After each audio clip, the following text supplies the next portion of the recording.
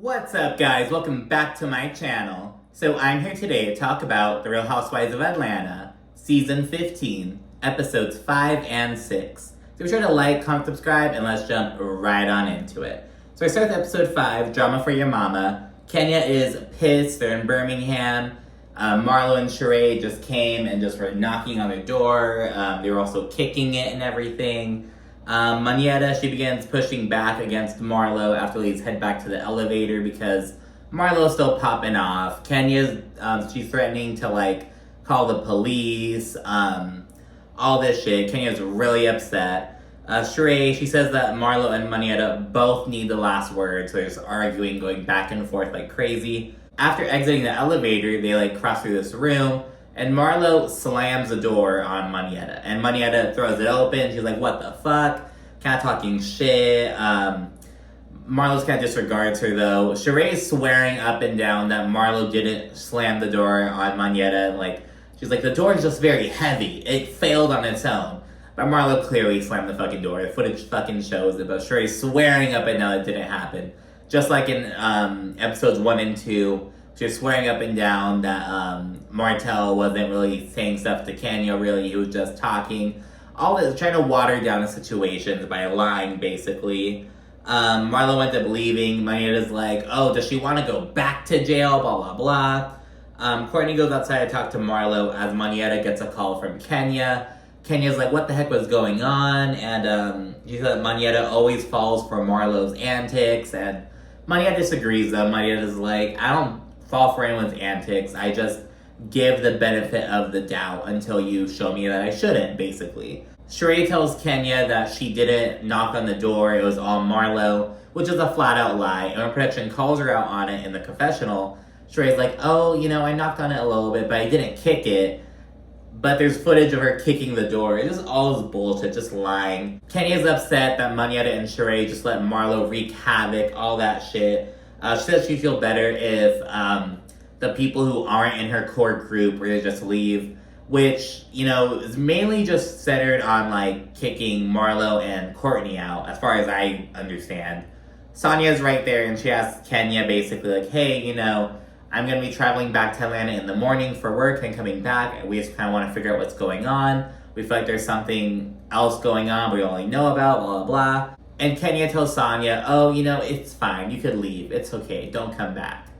And it's like, I thought you and Sonya were okay, Kenya, but Kenya's just over it seems. And Sonya's like, okay, that's fine, whatever. And it's just like, girl, we all came here to Birmingham to support you. And it's this flop of a trip so far. We're being left in the dark. And Sonya brings up how when she was hosting her Jamaica trip last season, Kenya was like, oh, Sonya, I need to be checked on. You're not being a good hostess, blah, blah, blah. And it's like, Kenya, look at what you're doing now in Birmingham. What the fuck? So, I don't know. And sure, Sonya may have not been the best hostess in Jamaica, but you're in Jamaica, bitch. What are they going to do in Birmingham, Alabama? You know what I mean? Not to be like that, but it's there's not it's not like a vacation, they're there for Kenya, but Kenya's leaving them in the dark.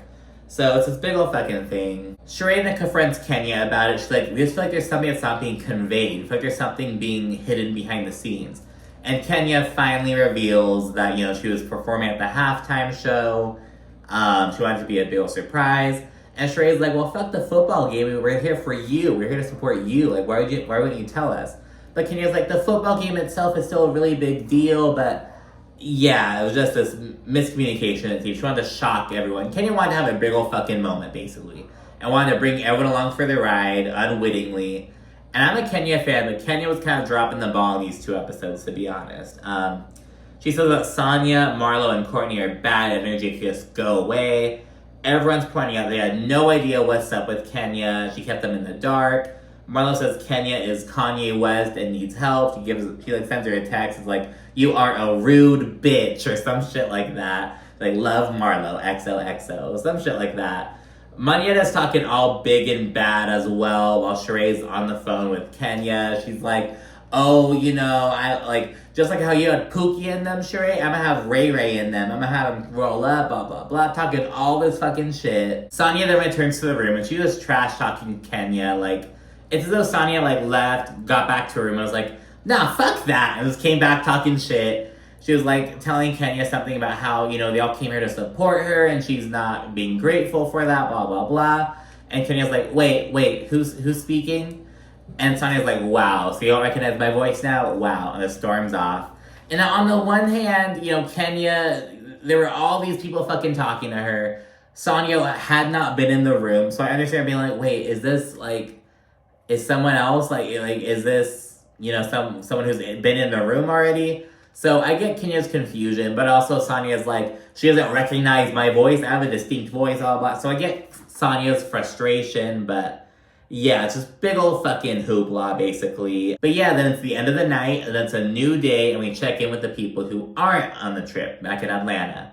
So we check in with Drew. She's leaving the hospital and still has the flu. Then we see Kandi and Todd. They're at the office, and they introduce The Past, this film that Todd's doing. Todd gets all butthurt because Kandi, she pointed out she literally had to schedule this time, Todd time. She had to literally schedule it into her calendar. So she's there, but she's still on her phone doing other stuff, not being attentive. It's like, Kandi, first of all, you don't have to tell Todd you had to schedule him in. That feels inauthentic. You know what I mean? I get what she's saying. She's a very busy person. I get her scheduling him in. You just didn't have to tell him that. Kandi then says that Todd has been very flexible for her, and he just wants some reciprocation, which she, understands, but she's, struggling to, pull through and do. But she's aware of it, and that's the first step, you know what I mean? Kandi then says that she's talked to Mama Joyce, and she straight up did not acknowledge her BravoCon comments. And Kandi says that she has to really stop being so patient and passive with her. She's like, I have to really, let her know that's an issue. And I'm like, girl, you should have let her know this fucking issue, 9 years ago. At least, once you started having kids with him, you know what I mean? Hey, this is for real, we're attached, forever now, you just have to cut it out. Kandi let this go on for way too long, and I almost don't even blame Mama Joyce for talking shit about Todd at this point, because Kandi hasn't, let her know that it's an issue. She just fucking let it go, defended her against, viewers who've been calling her out, she just let this shit go on. So it's of course she's gonna continue. She doesn't have any, I don't want to say consequences, but she doesn't, have any reason not to. You get what I'm saying? Now we're back in Birmingham. It's day 2 of the trip, and Kenya woke up numb, dizzy, with shortness of breath, all this shit. She's a big old mess. She calls 911, and the paramedics arrive, and Sheree sees this. It's this big old fucking thing. Sheree then calls all the ladies, sans Sonya, who's back in Atlanta working, or at least on her way back to Atlanta. She kind of fills them in. Everyone's super concerned. They FaceTime her, and Kenya says she has a fever, she's dehydrated. Courtney, she's like, oh, Kenya, get well soon. We're sending you prayers and kisses. Bye-bye. I'm like, Courtney, Kenya does not like you. Tone it down a bit. You know what I mean? Let Sheree or, someone else, or Manetta, say these, just be there and support. You know what I mean? Be oh, I feel well soon.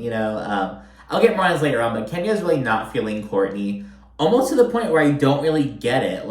There's one point where, Courtney sends, this group text. I'll get into it later in the episode. But Kenya's like, how did Courtney get my number? And it's bitch, a producer probably gave it to her because she's on the damn show. You know what I mean? Kenya, stop acting like you don't, Granted, I don't think that Courtney is going to stick around. I think she's going to get the Fatum treatment, maybe. Fatum from last season, who's also Sheree's friend. She brought drama with Drew, but she was not brought back. And they have this thing with friends that they don't let us get attached to them. You know what I mean? I think about this a lot with Ascala on Potomac, because she came on as Robin's friend, but she, established relationships with Wendy and Candace. She also had her own drama with, not Wendy, Mia. So yeah, she was a great addition, but she got, dropped basically. And it's you have to keep them on for a bit longer. And someone also pointed out, shout out to Deeply Superficial. She has these video essays on the Housewives. She pointed out that Drew is the first, the first new housewife on Atlanta to be on the show for 3 seasons in quite a while. There are all these one and dones. Shout out to Sonya as well, because she made it to 2 seasons. She She could very easily be like a Kim Fields, a Shamari kind of character, a one and done, but she wasn't. So yeah, we just need some more time with them. And Orange County has this issue as well. I get them dropping Jen from last season, but they should have really kept Noella, like, just for the sake of chaos and shaking it up, you know what I mean? But yeah, so it just really sucks. But anyways, after hanging up, Monyetta gets super emotional. She, like, just lost her mom less than a year ago, and just really emotional. Like, just seeing Kenya like that, like, it just freaks me out. The ladies all rally. Marlo leads a prayer for Kenya. Marlo and Monyetta then make up. Marlo says she doesn't remember shit from the night before, and again, Sheree continues saying that the heavy-ass door closed on its own. Sheree is a liar. Do not believe a single word that Sheree ever says. She's a liar. She's been a liar. And yeah. The girls then go get some food. Monyetta shows off the dance that she choreographed for Kenya, since it's not going to be shown now because Kenya is way too ill to perform. There's some good energy, and Courtney proceeds to try to get Sheree to make up with Drew, her cousin. So yeah, we're seeing that. Sheree then dishes more on her issue with Drew.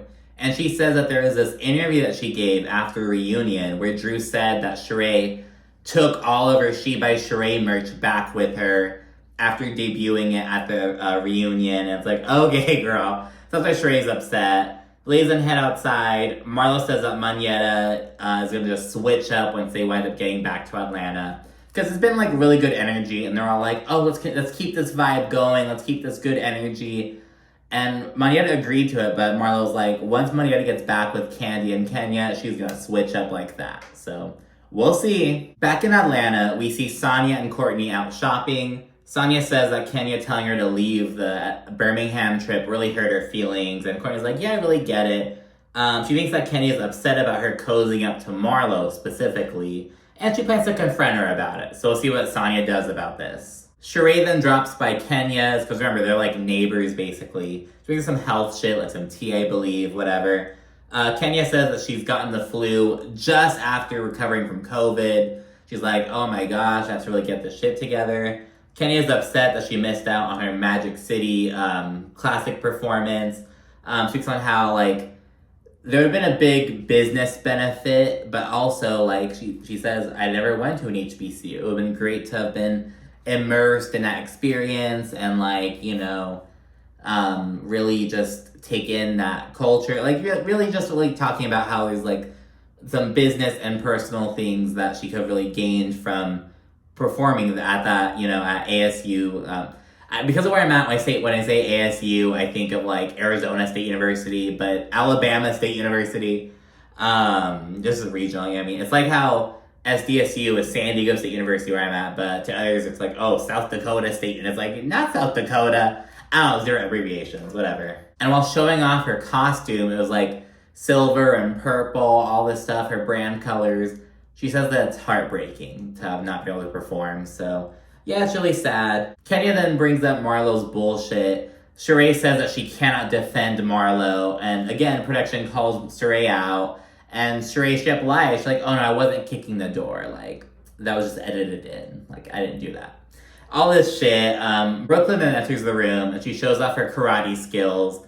Kenya then asks about Sheree's fibroids, which Kenya has also had experience with. And Sheree says she wants to avoid surgery and take a more holistic approach. Kenya says she's had like 4 or 5 surgeries to like deal with her fibroids. And Sheree's like, so I don't want to get surgery because like I hear they wind up coming back. So she wants to try to take a more holistic approach for now. So she has her Monique Samuel shit basically. Kandi then has Mama Joyce over. After some small talk, they literally talk about the weather in Atlanta at one point. Kandi brings up Mama Joyce's BravoCon shit. Joyce says that she can't lie and that Todd has to lighten up. She also says that she doesn't even come around the house very often because Todd, he's always like back in the room sleeping or keeping to himself. Like she doesn't get to see him. And Kandi's like, it's because of you. He feels awkward around you. Like that's why he doesn't come around you. But Mama Joyce is like, that's why I don't really come around either. So it's this big old issue. Kandi says that she and Todd are going on 9 years of marriage. And it's getting out of hand now. And she said that Mama Joyce really just has to stop. So she really just does say that. She mentions that Ace and Blaze may feel some type of way eventually. We know that Todd's daughter, Kayla, feels some type of way about it, you know, but, yeah, Mama Joyce then says that Todd, as a man, should be stepping up more. She says that Ace should be, like, throwing out the trash. He's 6 years old. He should be doing that. Todd should be exhibiting that. And it's like, what the and Kandi literally says, like, you're always talking about what a man should do, what a man should be. Mama Joyce is one of those old heads, basically. But Kandi's like, I like who I like, basically. And Mama Joyce says some shit like, oh, it's fine if you want to be with a man who doesn't take out the trash. If you want to be with a man who goes to strip clubs, that's fine. And Kandi's like, Mom, I go to strip clubs with him. And I'm not intimidated by any stripper. Mama Joyce says some shit like, ain't nobody in that strip club that's good as mine. So yeah, she's just trying to be fucking funny. She also says that Todd was all meek and shit when they first got together. But now he's this big old George Jefferson entrepreneur ass. And it's like, okay, like, I could see you saying that. By the same token, you know, Kandi was in her music bag, you know, in her reality TV stuff. She wasn't in her, you know, the bedroom Kandi stuff. She wasn't an aspiring EGOT winner. She wasn't, like, in her producer shit. You know what I mean? That wasn't until after Todd. So, you know what I mean? It's like, you can't focus on just what Todd has gained from this relationship. You also want to see if Kandi has gained from this relationship, and it seems like she really has. So, we can't deny that. Like, that's really selfish of Mama Joyce, and she's really, not selfish, self-centered, or like, you know, just shows her having tunnel vision, really, you know what I mean? It's like, you just have to acknowledge the full relationship. So, it's just not true to only act like Todd has benefited. And sure, you know, at one point, Todd may have benefited more at first. It looks like Kandi also helped Kandi get into her producer bag. And yeah, you know, you can't say whether she would have done it, you know, if she hadn't got with him, but, you know what I mean, it is what it is. Kandi then suggests that they go to counseling so they can mend and blend. And Mama Joyce agrees. And I'm curious as to whether this is going to be like Kandi and Mama Joyce by themselves, or if it's going to also be Todd. Maybe it'll start with Kandi and Mama Joyce, and then eventually they'll loop Todd in. I think that'd be the best way to go about it. I don't know, but yeah, we'll see. I'm sure it'll be featured later on in the season. We then see Kenya, Drew, and Sheree leaking up to get some vitamin drips. They've been all on a stick bus lately, so they want to really get their bodies right, get these nutrients in them, all that shit. After Kenya, Sheree arrives, and there's kind of chit-chatting a little bit. Then Drew comes in. Right when she walks in, Sheree lets her know there's a problem. Like, she doesn't hug, she like refuses to hug Drew. She gives her a high five, and Drew's like, okay, it's a high five then, all right. And Sheree's like, it is a high five because we have an issue. Just right away, like right as Drew sits down, she lets her know that there's a fucking issue. Sheree brings up the interview where Drew called out Sheree for snatching the She by Sheree merch back.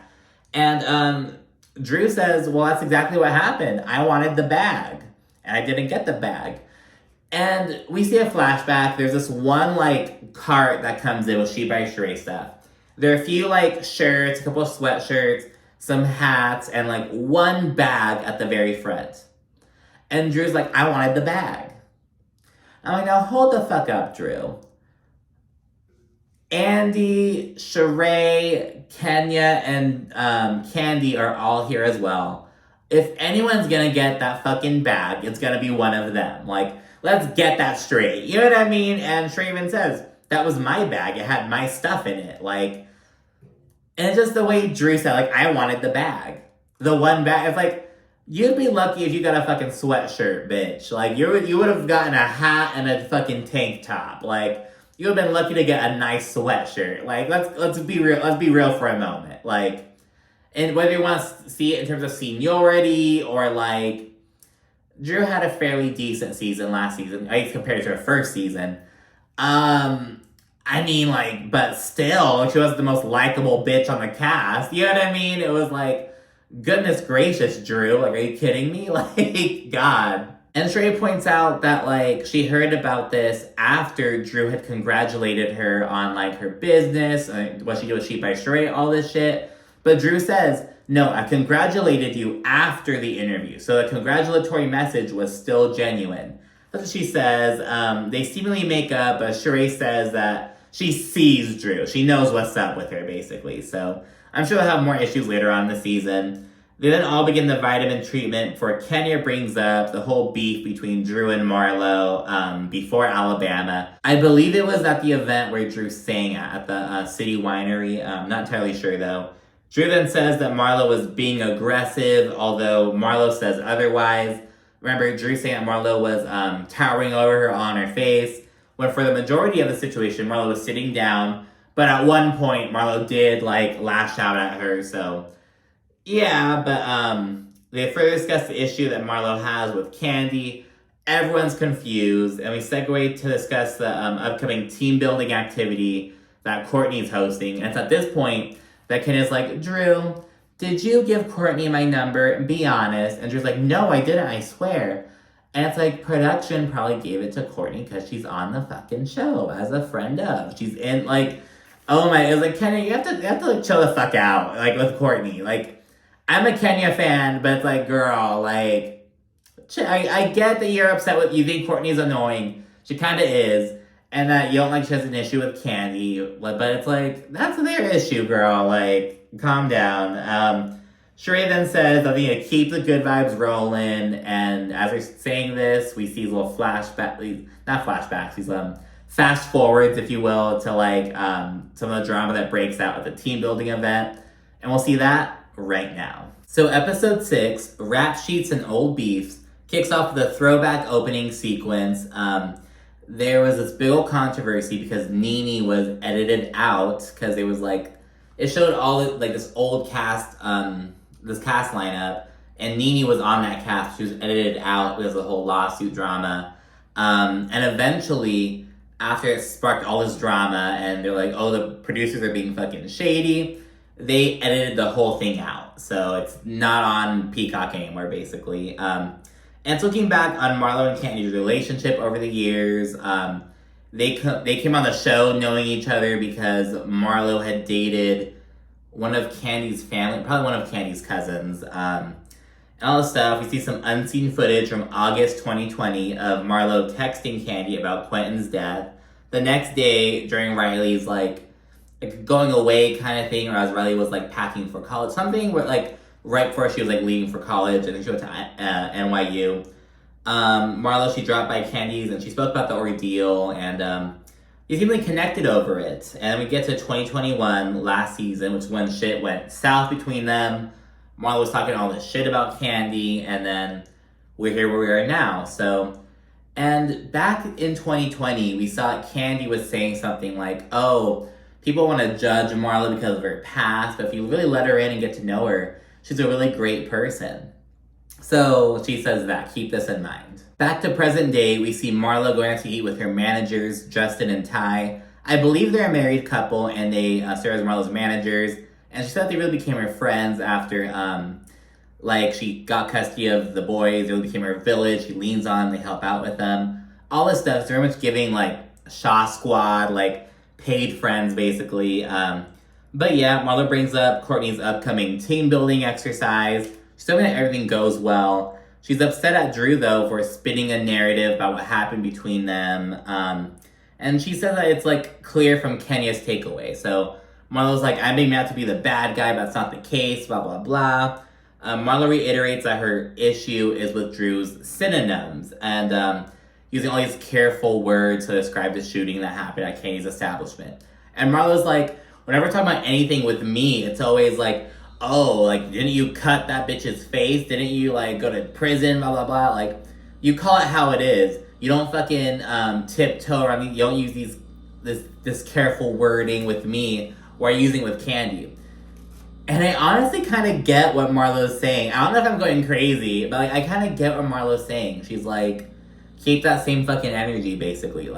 You're gonna, blatantly call shit out when it comes to my past. Why aren't you calling shit out when it comes to what's going on right now with Kandi? So I kind of get what Marlo's saying, you know what I mean? To be honest. Marlo then says that Kandi feels that she can pick and choose what she talks about on her platform. She just wants to use it to promote her businesses, but she just wants to get real with it. It's God, Marlo's going in, to be honest. And she said that Kandi's not acknowledging the shooting really takes her back to the situation with Quentin. So she acknowledges that her nephew's thing isn't connected to Kandi directly, but the whole shooting situation is bringing her back to that. Now that's where I'm getting kind of lost. It seems like Marlo is, it's when people start going to, like, therapy and learning, like, mental health language, and they'll, like, use it as, it's like they like, weaponize it. Like, oh, I was triggered, so let me just wreak havoc because I was triggered. You get what I'm saying? And yeah, Marlo says that while Quentin wasn't shot at Kandi's establishment, she thought that Kandi would, you know, send condolences, send some flowers, like, you really kind of be there, and she just wasn't. And she feels like Kandi skipped over it and just basically wants to keep it moving and keep shit quiet. Let me check in with Sonia at home. And there's some light shadiness between her and Shari, because, like, Shari went out and bought some beef patties for, like, the family. And I guess Sonia only said something about, like, one per person, so that's what Sonia got. Then Sonia was like, you only got one patty per person? And she's like, that's what you asked for. So, I don't know. I guess Sonia thought it would be more like the meal, but it was more like a side. I don't know. But that's the thing. And then she also points out, like, oh, I've got so much going on. And, you know, my assistant, my brother-in-law quit, just makes it harder. Just kind of some light shadiness. You know what I mean? Sonia then brings up what Ross was thinking regarding the family moving out, which shocked Shari. Sonia says the arrangement works so well for them and that she may have to talk with Ross about a more realistic timeline. And it's like, you're putting everything on Ross. And it's like, I don't know, I don't know. I get what they're saying, but I feel like Sonia, like when she's talking to Ross about it, she's like, yeah, you know, the family, they could be doing their own thing. But now she's talking to the family about it. She's like, yes, you guys really helped me out so much. So I kind of think Shari be playing both sides with the situation, to be honest with you. That's kind of vibe I'm getting. Shari says that Ross is considering the logistics. He's always out in Austin. Sonia says that, you know, because her family's there, she could be in Atlanta on Monday, be in New York on Friday, then be in fucking Florida by, like, Saturday. Like, she's able to, like, and she has peace knowing that her family will always be there, people who are related to him and love him. And if they move out, they won't have that. Like, Sonia and Ross have to rely on nannies or, like, figure out some type of different arrangement, which, let's be real, Ross is gonna still do what the fuck he's doing, and Sonia's gonna have to compromise. And yeah, and Sonia says that, I need to talk to Ross about a more realistic timeline, but Shari says that she and her husband are leaving regardless. Like, we're gonna leave regardless, blah, blah, blah. Sonia's parents are on the fence, though. I think Sonia's mom wants to leave, but Sonia's dad wants to stay. I think that's the situation, so we're kind of working that out. Sonia then says, oh, well, you know, I don't have to fight too hard for you guys to stay, talking to her parents. And this pisses Shari off. And she's like, oh, you know, so you're saying, oh, you don't want to fight for us, but there's going to be such a gaping hole once me and my kids and my husband leave. We do so much for you, blah, blah, blah. And it's like, ooh. So, keep in mind, there are like 3 different households living in this family. So it's Sonia, Ross, and their son, Sonia's mom and dad, then Sonia's sister, brother, and their 2 kids. So Sonia's sister is like the largest household in that family. So I just think there'll be a gaping hole. It's like, I mean, it'll be definitely a different vibe, especially if you move like, I don't know, fucking like North Carolina or some shit. Like, I don't know, but yeah, it's this weird energy basically. And yeah, and Sonia's kind of pissed off, like, oh, well, so you're upset now, but you were saying you didn't want to be here, so what the fuck's the problem?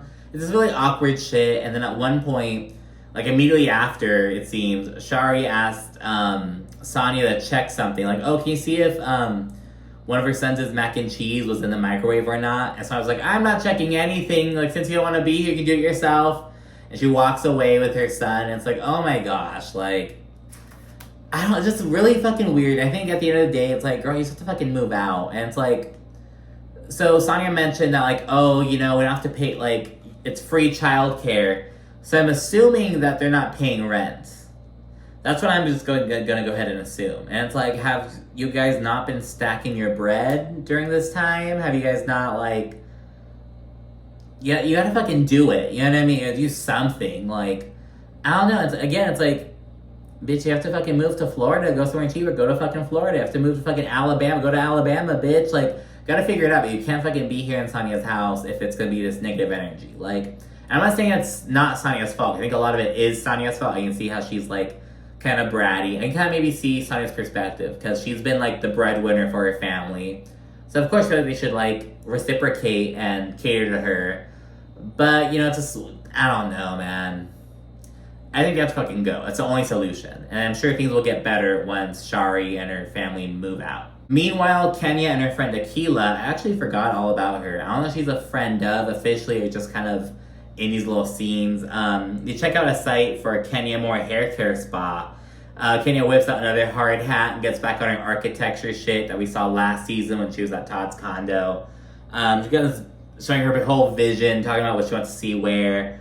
Kenya says she's super busy and still kind of lost when it comes to dating. She really likes Roy. They've been hanging out for like 7 months, but he's always traveling. She feel like they can't like really establish something or wait, has it been 7 months or like a year? I don't know if it's 7 months or a year, one of those things. Kenya then vents about the nastiness within the group, specifically with Marlo, because that Marlo attacked her child in Birmingham. I guess Brooklyn was super afraid when they were banging on the door, understandably so.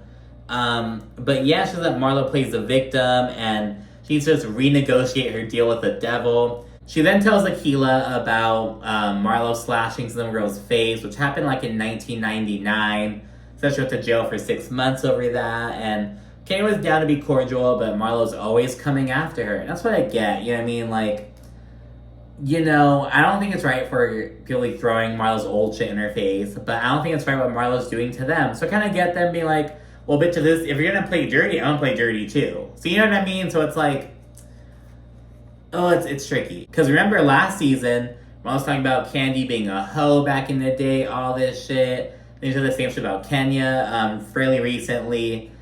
But I could see her being like, oh, because you guys bring my past in my face. So it's just this big old war going on. We then see a Sheree home scene. She's talking about how great of a father her son is. He drops by and they make like a little hand ornament kind of thing. Her just talking about her son being a dad, basically. Checking with Drew. Her son's going to get a basketball lesson with a coach. Drew and Ralph then discuss the whole Marlo and Kandi situation. Drew says that she doesn't use the word shooting because she's from Chicago and saying it is promoting it. And she's like, you just have to be sensitive, blah, blah, blah. And Drew says it like 3 more times in this episode. Like, we don't use that word in Chicago. We don't use the word shooting in Chicago. And they get the whole like, oh, I want to use a euphemism instead kind of thing. But she's saying, oh no, if you use the word shooting, you are promoting, you are endorsing shooting. It's like, okay, girl, like, let's dial it back a little bit. You know what I mean? And Ralph's confused about it, and Drew's like, well, Marlo just can't lash out at her friends because she has trauma. And she says that's unfortunate about how Marlo approached the situation, and she's giving her the side eye because of it. And Drew gets on her fucking, I'm from Chicago, bitch, type of shit. She says that if Marlo wants to fuck with her, she's gonna see the Chicago come out, all this shit. We then see some more shit about Kandi trying to help Todd out with his script, some more business promotion, as Marlo would put it. Kandi's not super hyped for Courtney's event, but she's still gonna pull through. She's like, well, Kenya and Monietta are going, so I guess I'll go. And it's like, girl, it's a fucking cast event. Like, you're gonna fucking go, girl, unless you're sick. Kandi FaceTimes Kenya, and they shit out Courtney because A, she didn't, like, include her name in after making the group text, like when she texted the chat.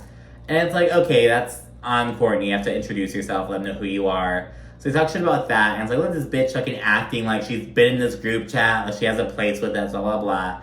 Talking about that, and she talks about how Courtney, like, didn't give all the details for the event. It's gonna be like this paints kind of event, like, it's like an escape room, but if you don't, like, pass it at the end, you get splattered with paint or whatever. You get Nickelodeon slimed.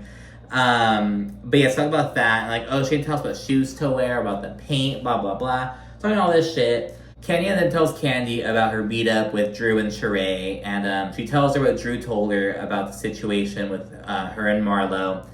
And the way Drew understood it was that Marlo's nephew was shot at old lady gang.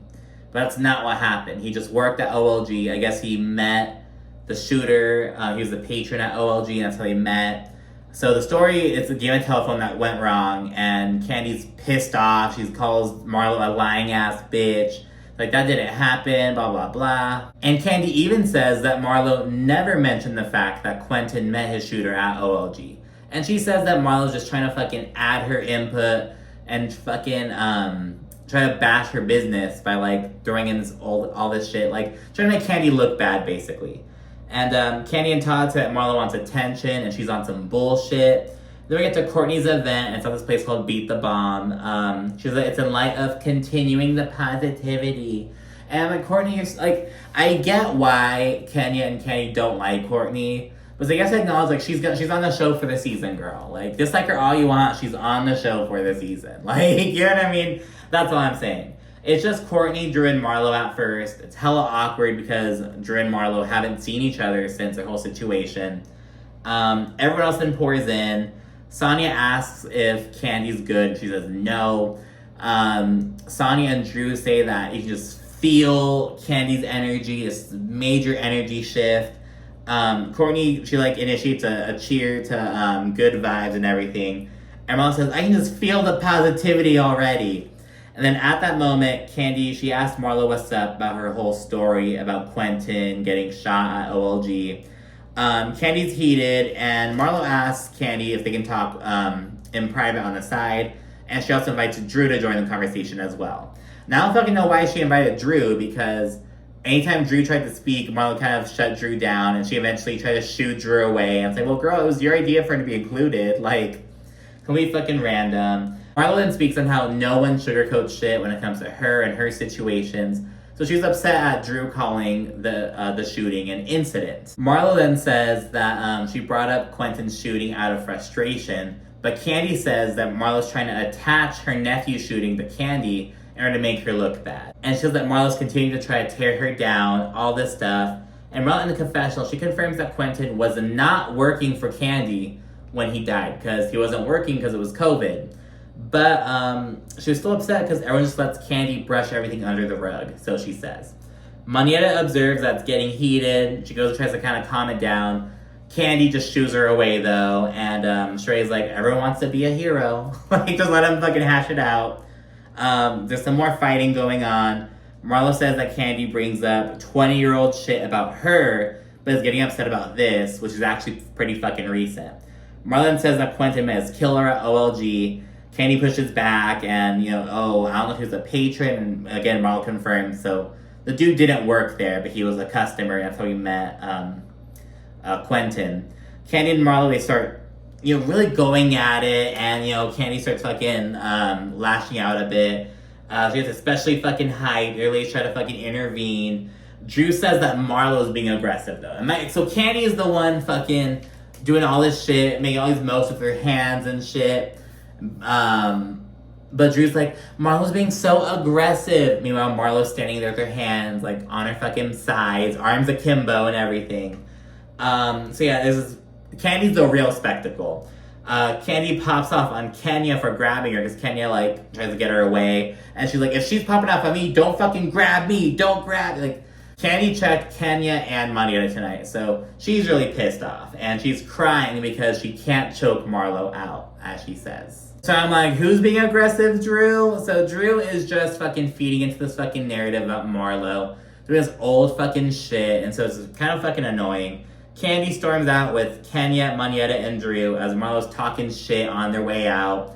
Outside, Kandi again says, let's talk about her cutting that girl's face. And just at this moment, production showed the flashback of Kandi saying, people want to call Marlo out for her past. She's a great person. And here Kandi is, calling Marlo out about her past.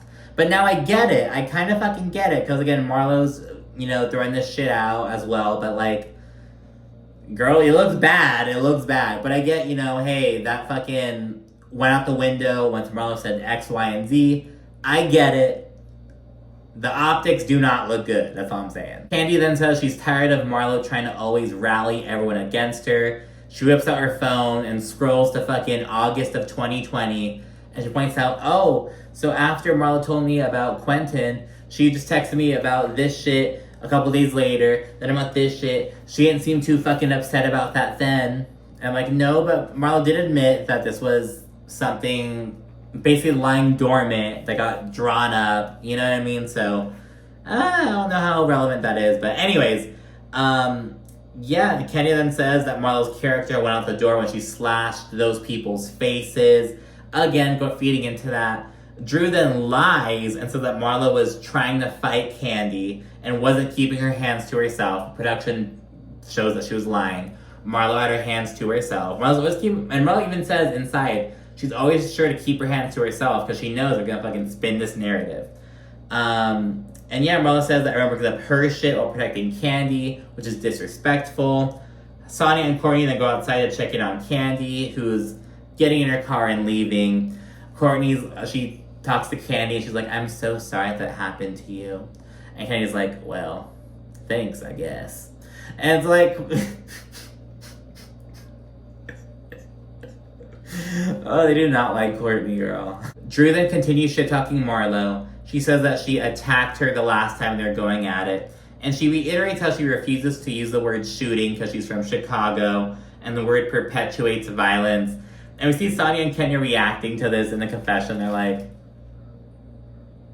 okay, Drew. Like, they're seeing some pushback against that. Because again, Drew said that shit like 5 times so far. It's like, oh my goodness. Still outside, Drew calls Marlo a hoe and a trick, but Sonia thinks that Drew's just doing too damn much and being a lapdog for Kenya and Kandi. And people on Twitter are like, now Sonia, you should not be the one fucking using, like, insulting Drew for fucking being a lackey, because you're doing the fucking same shit, so chill out. It's kind of fucking funny. Outside, Drew and Kenya are discussing how they could whoop Marlo's ass if they needed to. Kenya says some shit like, oh, just a quick hit to the throat.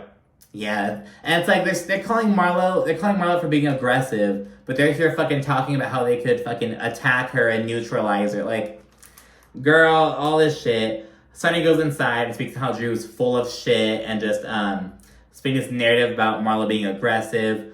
Marlo gets emotional and she talks about how I'm always gonna make sure that my hands are to myself so bitches can't fucking say that about me.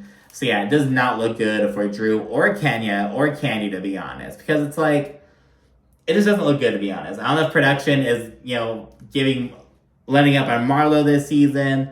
I don't know. But yeah, Marlo, Sonia, Sheree, and Courtney, they stay for some Beat the Bomb activities, and they have a great time. And so yeah, those are these 2 episodes. Thanks for watching. Be sure to like, comment, subscribe, and stay tuned for more. Thanks again. Bye.